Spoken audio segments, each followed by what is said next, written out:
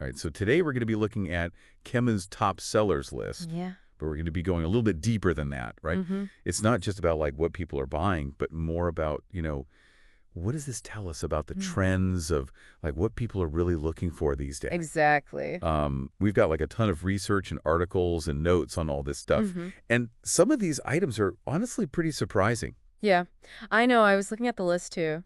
A wooden surprise box. Like, what is that about? Right. I mean, it's definitely interesting to see what kind of just random stuff pops up. Yeah. You know what I think is really cool about this, though, is that, Yeah. we can look at each individual item, but it's like the bigger picture that I think is really valuable here, right? Yeah. We're talking about consumer psychology and like what needs and desires are driving these trends and stuff. Okay, so let's unpack that a little bit. Yeah. One thing that immediately jumps out at me is just how many like Hogurio Casina items there are. Yeah. It's like dominating the list, right? Yeah. Air fryer liners, Yeah. vegetable choppers, portable coffee makers. Ew, yeah. It's like everyone just suddenly decided to become a gourmet chef. Well, I think there's definitely been this like surge of interest around home cooking and stuff. And I think the pandemic probably had something to do with that. Yeah. People spending more time at home, kind of rediscovering the joys of cooking, maybe even just needing like a little comfort and control in uncertain times. Yeah. And looking at my own spending habits lately, I've definitely noticed that I've been like gravitating more towards making my home a more comfortable and functional space. For sure. And it makes you wonder, is that something that a lot of people are feeling right now? Yeah, it's a good question. What do you think? I think you've hit on something really important here. It's Right. not just about the practicality of these items. It's about creating this sense of sanctuary, this place where we feel like safe and comfortable. Yeah, and it's not even just about practicality either. Right. We're also seeing a lot of items that are all about aesthetics, like flesh bath mats, like those chick sofa covers, even those kind of funky satellite design lamps. Yeah, those are cool. It's like people aren't just cooking more. Right. They want their kitchens and their whole homes to look good, too. It's all about the vibes. It really is. Yeah. But, we have to be real for a second. Yeah. Temu's known for its affordable prices, right? Oh, for sure. And I feel like those like prominently displayed discounts and sales probably play a pretty big role in its popularity. Definitely. Yeah. Price sensitivity is a major factor for a lot of consumers, especially with like the current economic climate and all. For sure. Yeah, I mean, I was looking at one of the articles and it talked about the rise of like value-conscious shopping. Yeah. And it's not just about finding the cheapest option anymore. Yeah. It's like people are really looking to get the most bang for their buck. Totally. So do you think that like resonates with what we're seeing on this Temu list? Oh, absolutely. I think it's like people are becoming like smarter shoppers. They're doing their research. They're not willing to just compromise on like quality or style just to save a few bucks. Yeah, and that's like a really interesting development, I think, because it means like retailers need to step up their game. They can't just rely on low prices anymore. They have to offer products that are like both affordable and desirable. Okay, so we've got like affordability checked off the list. Yeah. But looking a little bit deeper, there's another theme that keeps popping up. Okay. Oh, yeah. The plush bath mats, the fleece blankets, even those sofa covers. It's all about creating a cozy and inviting home environment. It's like people are creating their own little havens. Yeah. It's just a place to like escape from the stress of daily life. And I think that speaks to a broader trend of, like self-care and prioritizing our mental well-being. You know what's interesting? You included this article on like the impact of social media on mental health. Oh, yeah. And I'm wondering if there's like a connection here. Okay. Could this desire for comfort be like a reaction to the constant stimulation and pressure that we experience online? Yeah, it's interesting. Like we're craving a space to just disconnect and recharge. I think that's a really thought-provoking connection. Yeah. It makes sense, right? Yeah. We're bombarded with images of perfection and curated lives online, and it can be really exhausting. So creating a comfortable and calming space at home could be like a way to counterbalance that. Absolutely. Yeah. And it's not even just about physical comfort either. Okay. Like the blackout window film, for example, suggests like a need for control over our environment.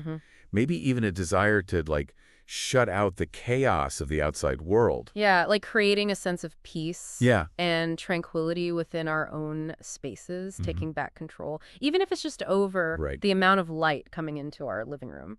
And speaking of like creating a space, Yeah. Some of these items stand out for their, like, unique design. Oh, yeah, The totally. satellite design lamp, for instance. Uh-huh. It's just so unexpected and eye-latching. It's definitely a statement piece. I think it speaks to, like, a desire for self-expression, for creating a space that reflects, like, our individual personalities and interests. Totally. It's like, yes, I want my home to be comfortable and functional, but I also want it to be stylish and unique. Exactly. And remember that inflatable sofa bed? Oh, yeah. I mean, that's got to be a conversation starter. That's hilarious. I think it represents a desire for, like, flexibility and adaptability.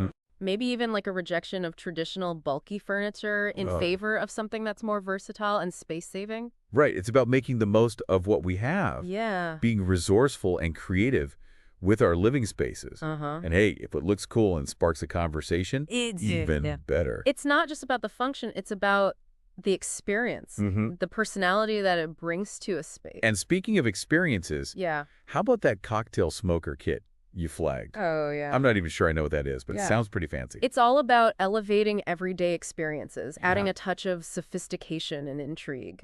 It's like saying, I'm not just going to have a drink. I'm going to have an experience. It's so interesting how, like, these seemingly random items, when we look at them together, start to reveal a bigger picture of what people are valuing and prioritizing right now. It's like piecing together a puzzle, isn't it? Yeah. Each item is a clue, and the more clues we have, the clearer the image becomes. Exactly. So we got comfort, convenience, a dash of style, a sprinkle of whimsy. Yeah. Is there anything else that's jumping out at you from this list? Well, one thing that struck me was the emphasis on, like, DIY creativity. Okay. You pointed out the dumpling maker, the acrylic cake decorating supplies, even that wooden surprise box. Right. It all points to, like, this resurgence in hands-on activities. You know, I think you're really onto something. Yeah. We live in such a digital world. And maybe there's like this subconscious craving for something tangible. Yeah. For the satisfaction of creating something with our own hands. It's like a counterbalance to the digital world, right? Yeah. We spend so much time consuming content, scrolling it in feeds, that maybe we're longing for a way to express ourselves in a more physical, hands-on way. Right. It's about putting a personal touch on things, creating something unique and meaningful. Yeah. Rather than just buying something mass-produced. And, there's also an element of control and agency involved. When you create something yourself, you have complete control over the process and the outcome. Right. Which can be really empowering. I love that. Yeah. So we've got comfort, convenience, a touch of whimsy, a dash of creativity. It seems like a pretty well-rounded picture of what consumers are looking for these days. It's definitely a rich tapestry of trends and desires. And I think what makes this so fascinating is that it's not just about material possessions. Right. It's about what those possessions represent. Yeah. It's about our values, our priorities, and how we're choosing to live our lives. Yeah, it really makes you think, it's like this Temu list is a window into the collective soul of the consumer.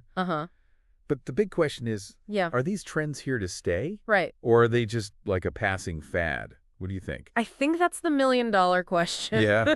Are we seeing like a fundamental shift in how people are like approaching their spending? Yeah. Or is it just a temporary blip, I think it's probably a combination of both, to be honest. Well, I think some trends, like the focus on home comfort and affordability, have been kind of like bubbling under the surface for years. Yeah. But the pandemic like really kicked them into high gear. It forced us to kind of like reevaluate what's truly important, to find joy and solace in our homes. Yeah, I could definitely relate to that. Right. My home office went from like a neglected corner to my sanctuary during that time. Totally. But do you think those priorities will stick around now that things are like opening back up?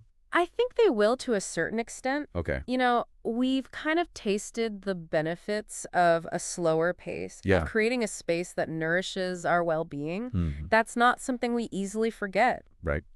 And the economic realities aren't going away either. Yeah. People are still looking for value and ways to stretch their budgets further. So maybe what we're seeing is not just a fleeting trend. Right. But like a lasting shift in values and priorities. Possibly, yeah. Less about keeping up with the Joneses and more about creating a life that feels authentic and fulfilling. Exactly. It's about finding that sweet spot between practicality and joy. And I think the Temu list like reflects that perfectly. It's not just about buying things. It's about buying into a certain way of life. Yeah. A life that prioritizes comfort, connection, and a sense of personal expression. That's such a great way to put it. Thanks. And it makes this deep dive so much more than just like a rundown of popular products. Yeah. It's like a reflection of who we are and what we're striving for. Exactly. And I think that's ultimately what makes these deep dives so valuable. Yeah. They're not just about uncovering interesting facts. They're about like sparking a deeper conversation, about prompting us to think critically about our choices. Right. And how they shape our lives. So as we wrap up our exploration of Temu's top sellers, I want to leave you with this thought. Okay. The next time you're browsing online or adding something to your cart, take a moment to consider the deeper motivations behind your purchase. Yeah. Are you seeking comfort, convenience, a touch of whimsy, or perhaps a way to express your unique individuality? That's a good point. And most importantly, are your purchases aligned with the life you truly want to live? That's a powerful question to ponder. Yeah. It's all about mindful consumption and finding that balance between what we need and what brings us joy. Well said. Until next time, happy shopping, everyone. Shy Show 2.